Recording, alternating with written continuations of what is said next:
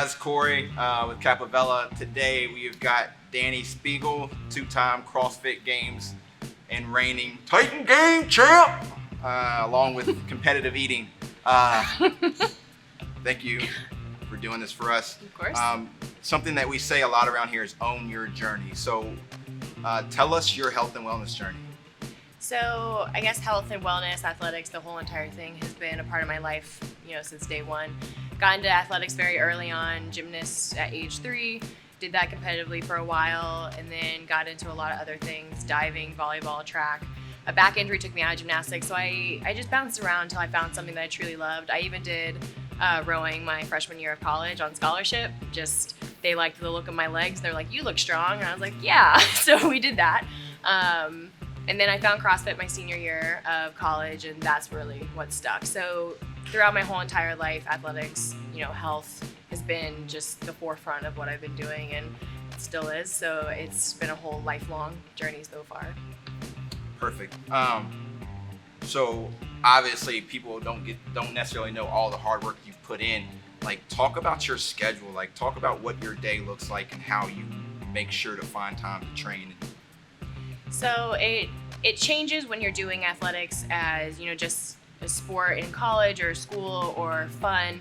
When it becomes a professional thing and you start doing it as a job, it is all that you do. So everything that I do within my day usually is geared towards my training, that schedule, or the fitness and nutrition business that I have on the side. Everything is wrapped around into that. So I wake up and I eat to fuel my body to go train, and then I train, and then I eat to fuel my body after training, and then I try to get in some emails, some food again, and then I'm back at the gym to train, and then I eat to recover and do some kind of recovery thing, stretch, or some kind of appointment, and then I'm back at the gym and to do my last session of the day, and then I eat to fuel my body for the day and for the next morning, and then I go to sleep. And in all that time, I do things like I come and see my PT to help me with all my injuries, and I do things within the time that I can, but every single day that's what I'm doing, is I'm training, eating to train, sleeping to recover to train. So it's just a full-time job. So you make it sound a lot simpler than it really is. And honestly, people that have seen you compete, or if you just watched it, you made everything look easy, but you and I got to spend a lot of time together this year as you were it's okay, you were recovering from a shoulder injury. Talk about how it was dealing with that setback. Everything, like I said, I know it's not easy, but you tend to make everything look easy, and all of a sudden you can't do everything. Talk about how you had to change your mindset. Yeah. Again, when you go from sports being something purely for fun to it being your full-time job, there's a lot of added stress, a lot of added pressure. So having an injury in the world of athletics and realizing that you can't compete, you can't showcase your talents, you can't go place, you can't get your, skills, your name out into the world, it becomes really an emotional journey more than just the physical struggles of coming back from injury. So things aren't recovering as fast as you want them to. You want to go and compete. You can't. You just want to go to the, for me, it was I just wanted to go to the gym. I just wanted to do a normal workout, and I couldn't do that. And realizing that not only you had to wrap your own emotional stress and get that under control, you're thinking about, the people I, work for, the people who pay me to do what I do, I can't go and do my job. So then you have all the pressure of, the outside going hey, when are you gonna compete? And you're like, hey, I actually have no idea. I'm really trying my best. So it's really difficult to heal your body the way that you should when you have, a million different things coming at you saying, go faster. And even yourself, you're saying, I wish I could heal faster. I would like to be able to compete sooner, et cetera, et cetera. So yeah, training through injury is probably the worst emotional, stressful setback I've ever encountered. So, funny story about Dani. Here we go. We were less than a week out from a procedure, and she decided that it was appropriate to ride her bike for 26 miles. 27. 27 miles. And then came in and just could not understand. You didn't understand, right? Because it was it's something I used to be able to do before. I don't get it. I didn't even push anything. Yeah, low impact. In my head, I was like, yeah, low impact, like totally fine. So what Use my legs. Yeah. So what we did was we knew that returning to the games, we circled the calendar. This is where the CrossFit Games were, and then we worked backwards. And what we had to do is we had to set small goals, whether or not it was like, hey, I just need to be able to sleep tonight without pain, or hey, I need to be able to do this without pain. Like, so talk about how that helped you deal with this emotional thing, because yes, you're someone that can do everything, and all of a sudden we had to build these small incremental goals. Well, one, did it help? And then two, talk about how it helped. Yeah, of course it helps. So I'm someone who, I'm like, okay, well, today is today, but tomorrow is the CrossFit Games, whether that actually be tomorrow or 6 months down the road. So I'm always looking at like the bigger picture. And I was looking at, day after my procedure, and I can't move my arm past like, this tiny little motion. And I was like, okay, well, my career's over, because I'm very dramatic like that.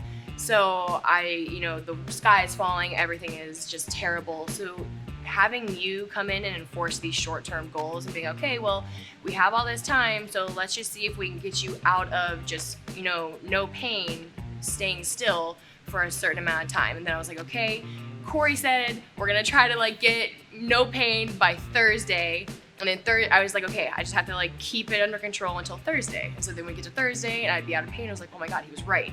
So then of course I would try to do a push-up and I would set myself back for. We don't talk about that. So when I followed instruction and when I did these short-term goals and focused on just one thing at a time, it helped me not only recover at the speed that I was supposed to recover, and actually extraordinarily fast. We talked about that I actually came back a lot faster than a lot of other people might. But it helped me keep my emotions in check, because it was just a stressful time, and you witnessed it. You saw me, realize I still couldn't do something like just a month out, and I would again say my career is over, I'm ruined, I'm finished. And so these are all factual statements. Yeah, they're not exaggerating at all. So having someone enforce short-term goals was probably the thing, besides obviously just the knowledge of how to heal myself, but it's probably the thing that got me through this time. And short-term goals definitely help when you can't look to the bigger picture, because then you just fall apart. So yeah, they definitely helped. Yeah, and I think, obviously for you with an injury, so we had the ultimate goal of CrossFit Games, but I think you and I, like being in the gym setting, have seen the athlete come in who has all these aspirations. They want to do X, Y, and Z, but they fall or they fail because they have unreal expectations. So that's why I think it's so important. And for you, it unfortunately had to be an injury for you to learn this. But that's why I think it's so crucial for goal setting and just to set appropriate expectations. Like, do you see that? Because obviously you program, you have some athletes that you work with. Do you see them having issues with that as well? Absolutely. I think anyone who comes into athletics, whether it be a small, child going like, I want to go to the Olympics, or just someone coming into CrossFit for their first class being like, I want to go to the games, or just someone who's like, I want to lose 100 pounds. You look at the end goal and, you do it for 3 days and you're like, why am I not there? Like, why is it not happening as fast as I want it to? And you see it on like the larger scales, and you see it on small scales. Someone just wants to be able to do a skill, and they're wondering why, after just trying for a couple days of like repetitively like trying this skill and failing, why it's not clicking.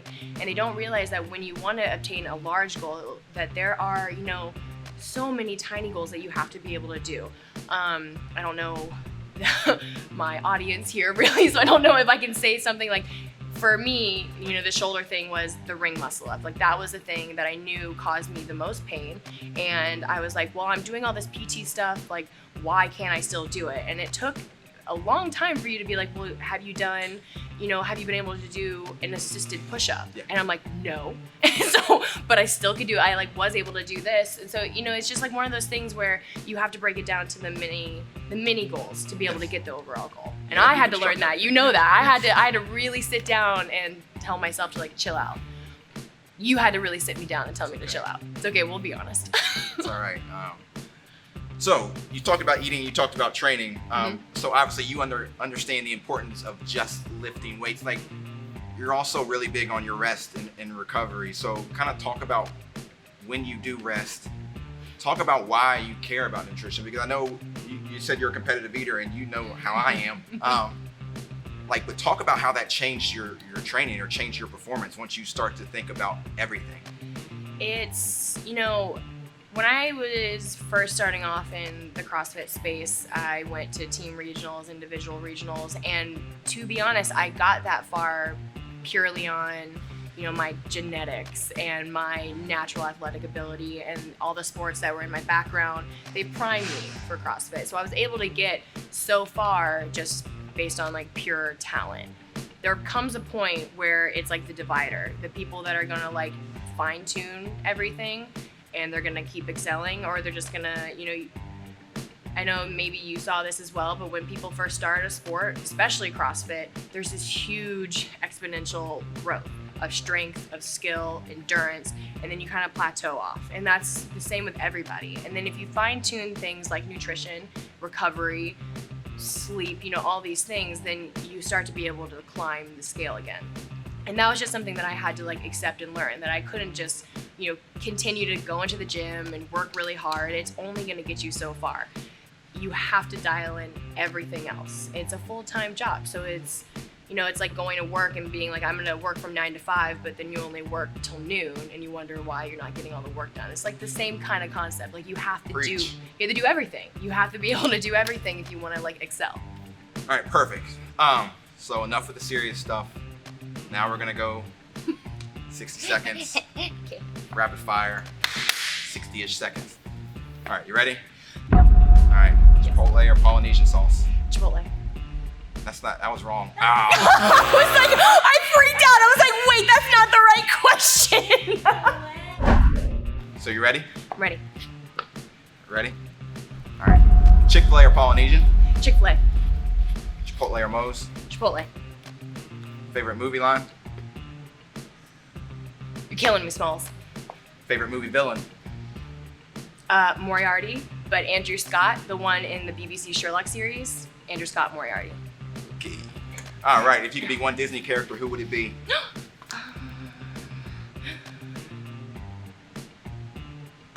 Groot. All right. All right, technically So Marvel. cute. Okay, yeah, cool. Disney. All right, your entrance song would be?